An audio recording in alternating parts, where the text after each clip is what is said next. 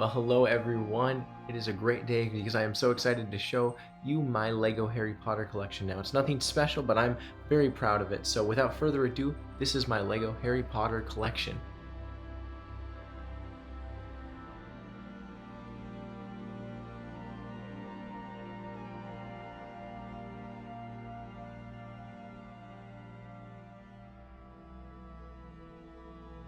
On the top shelf, we have most of our Wizarding World. Now, we are running out of space, especially with this ever-expanding castle system from 2024 and 2025, so we will go piece by piece in what we have here.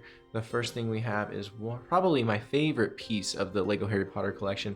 That is this new 18+ Burrow. As you can see, we got the awesome collectible clock with it as well, but I love the details. I love that it comes with the whole Weasley cast. I love that it's a fully modular build, that it is fully sided on both the front and back. I wish it had some kind of lock to hold it in place, but other than that, it is near perfect in my opinion. Now, as you can see, because of shelf room, we have the Forbidden Forest kind of tucked away back here. We got the whole gang, we got the Hippogriff, and we even have the $5 set with our little boy Malfoy in the back there. And as we continue on, we start to get more towards the castle, starting with Hagrid's hut here, which may be one of the best reimagined sets of this new collection. It just looks great. The coloration, the roof, the smoke from the chimney, having so many great minifigures. This one just really knocked it out of the park all around. We do have Malfoy kind of standing on a pumpkin there. That's a little weird, but we're just kind of trying to find a place for this. I do plan on buying a second shelf for this front section, as well as Diagon Alley below it, so that will be helpful for sure. Our next set is our newest set, and that is one I really like, the Flying Lesson. Now, I do think this set was a little overpriced for what it was. The top room, especially the Transfiguration classroom, is a little underwhelming, but it is nice to have McGonagall's office. I really do like the play feature of these flying broomsticks. We have Harry, Malfoy, and Neville all flying on the broom, as well as some pretty cool minifigures with Madame Hooch and Oliver Wood as well.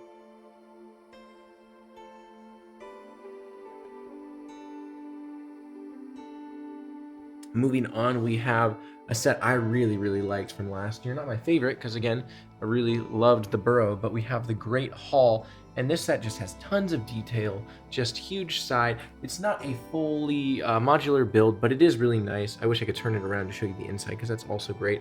And it had a great selection of minifigures, so this is a really great starting point for the castle. I'm excited to see when they start to actually connect together, but I do really appreciate this being one of the first sets they released.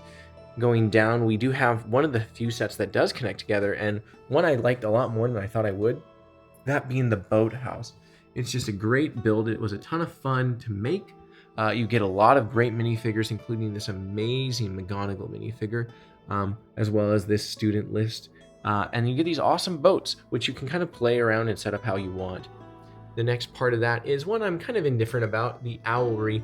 Now, it does come with some really cool minifigures. I'm really glad to get Filch and Cho Chang specifically, but not being a full tower build felt a little underwhelming for the price. And, you know, it doesn't really connect either, so it's one I think you probably want if you're building the castle, but otherwise, you know, I don't know. Moving on from this shelf, which I think is coming together pretty well, but could be better, we're going down to one of my favorite shelves, and oops, that's out of place. That is Diagon Alley. This is the set that came out, I believe, in 2020, and I love it. We're stealing the dragon from here just because of the height of the shelf, but it's a great set overall. I love the 4 buildings that come with it. I love the little tucked in Nocturne Alley there. We got a little bit of life here. We got the Welcome to Diagon Alley, you know, Ron and Hermione here, the Malfoys, and then even though that's the wrong book, we'll pretend that that's the diary there.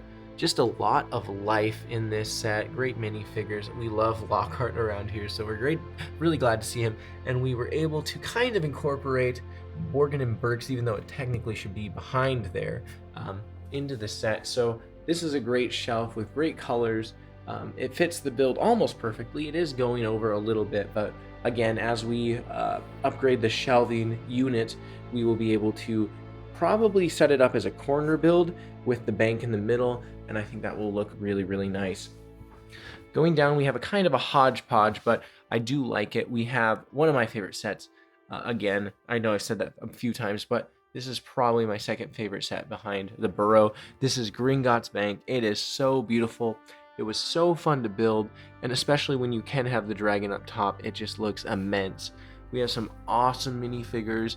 I kind of have it set up like there's some kind of live chase going on. I know that's probably not super accurate, but it's so fun, so massive, and it looks amazing when paired with Diagon Alley. So I'm just a huge fan of this set overall. There's a minifigure of my wife that she made, not very lore accurate, but what can I say that hasn't been said about this set? I know a lot of people were a little upset that it came with the bottom part because it's hard to show, but when you can showcase it, it's so worth it to do so.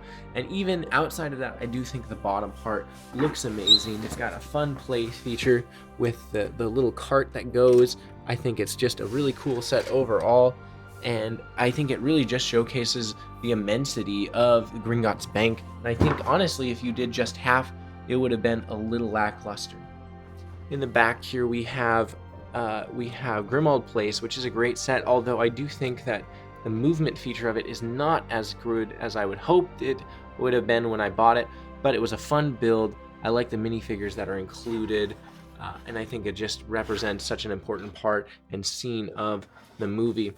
Again, this might be the most popular set because I see this one everywhere, but we got Hogsmeade, which is just a fun set. This was the first set that I bought. We have McGonagall and Harry Potter sharing a drink here next to the Sirius Black picture. And when this set came out, it was the first set we got, and I just love the colors. I love these two buildings being represented, the three broomsticks and honeydukes, and I just think it's a really, really cool one to add to your village, whether it be Harry Potter themed or not. I will say, however, that it is a little small for a whole town of Hogsmeade, and there is great detail. I would love to see this built upon. I don't know if that would come in like a collector's edition. I don't know if that would come in some kind of Hogsmeade expansion. I know they've remade a few of these sets. I think the Burrow's been remade 3 times. So I would love to see, even if it's a remake, this set somehow get fleshed out a little more, because I just love these buildings, and I especially love the snowy look on them. None of the other buildings except for the Owlery have snow featured, so having these beautiful snowy buildings is just something I really, really do appreciate. And then lastly here we have such a fun set, Privet Drive. This was the second set we bought. The car is a fan favorite. Whenever little kids come in and they see the car, they have to play with it. I love the sign as well, getting these owl pieces, and then when you flip it back, it just has such a good use of fun things. The little under the staircase look at Harry's room. Oop, I broke it there. But that little under the staircase look at Harry's room, the letters that will fly down out of the chimney in their living room here, and then of course we got my boy. It's just a great set.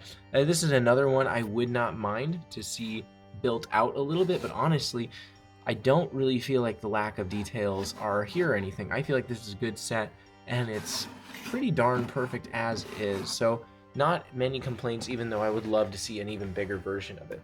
Well, this one's a little out of order, but that is my Harry Potter collection. Again, it's a work in progress, but I really do like it.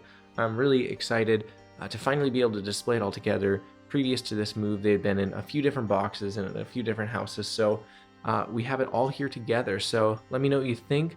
Let me know what you would improve or change, and I'll see you in the next one. Everyone have a great day. Goodbye.